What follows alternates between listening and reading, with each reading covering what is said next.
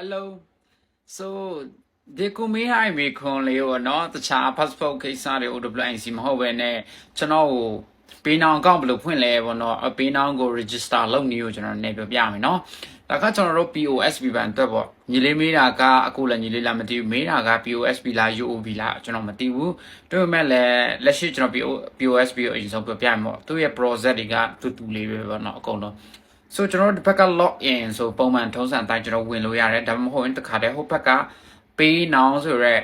နေရာနဲ့ဝင်သွားလဲရတယ်ကြိုက်တဲ့နေရာဝင် account ထဲကိုသွားမယ်နော် okay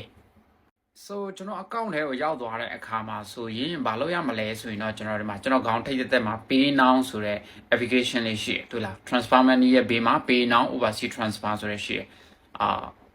ပတ်စံအရင်ချမ်းသာတော့မပြတော့ဘူးနော် so အဲ့ဒီနေရာကိုကျွန်တော် app pay now ထဲဝင်မယ်နော်Okay ကျွန်တော်တို့ဒီမှာရောက်သွားပြီအထက်ရောက်သွားပြီဆိုကျွန်တော်တို့ဟိုဘက်မှာဆိုရင်ဗာရှိမလဲဆိုရင်တော့ဒီပေါ်မှာဒီ transfer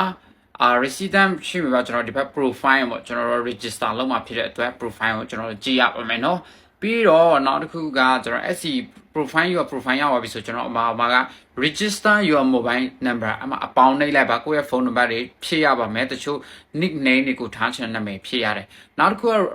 register your NIC or FIN ဆိုတဲ့ဟာဒီကျွန်တော်တို့ဒီ NIC FIN ဆို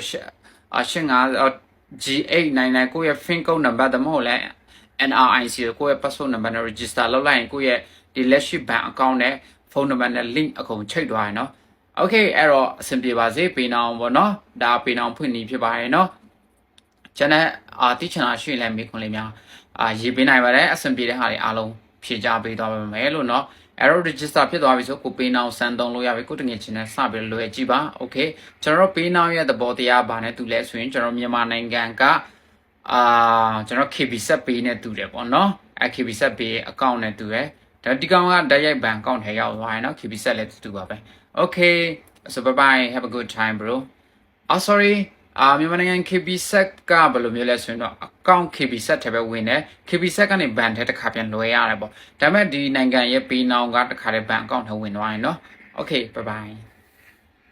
တကယ်လို့ဒီဗီဒီယိုကတကယ်ချမ်းအတွက်အကျိုးရှိမယ်ဆိုရင်ကျွန်တော်ရဲ့ Facebook page ကိုလည်း like follow share လေးလုပ်ပြီးမေးနေเนาะနောက်ဗီဒီယိုမှာပြန်လည်ဆုံကြမယ်